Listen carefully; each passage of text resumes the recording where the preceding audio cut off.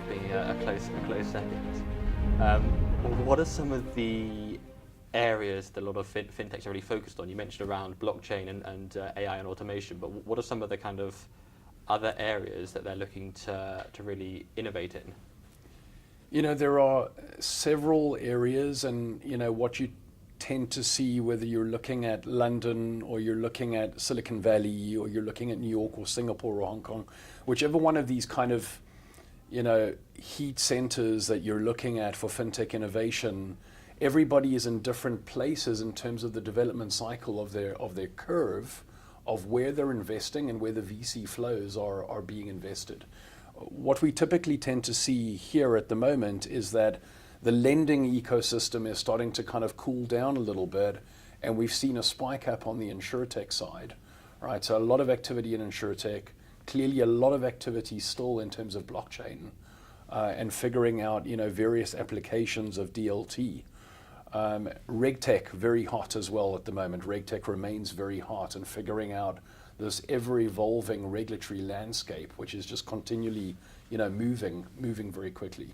What's some of the work that Swift is doing in the blockchain arena? How has some of the companies that B-HIVE been working with influenced your sort of the work that you're doing in that space? I think the way that they've influenced our thinking around that has really been in helping to inform some of the latest trends and applications and techniques that are being applied with regards to blockchain. And you know, that is partially why at this stage we have decided to basically leverage DLT, leverage distributed ledger technology and blockchain, predominantly for nostro-vostro reconciliation, to basically sit on the periphery of a wholesale banking model. And so we've basically said, okay, today we don't want to be in a situation where we're going to take this new technology and bring it into the core of wholesale banking. What we prefer to do is realize that the technology is still evolving, and we will leverage it on the periphery of wholesale banking, in this particular case for liquidity management. But you know, when you think about B-HIVE, a lot of that thought process has come in through talking with experts in the community, leveraging B-HIVE as a vehicle to kind of get that, you know, information. In sort of an ideal world, if you're able to use that technology and really sort of expand on that, would that mean the end of sort of batch processing and sort of, relatively speaking, instant payments? I don't think that, you know, for the foreseeable future, we would be looking at the end of batch processing, and certainly not. I mean, instant payments is a crucial, important topic at the moment.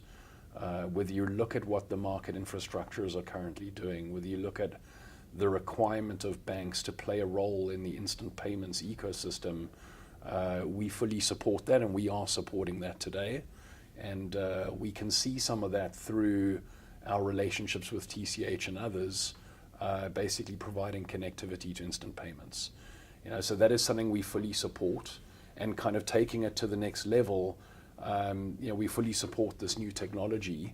And you know, we see that kind of taking time to kind of ramp up, and we're not going to get ahead of ourselves in supporting it.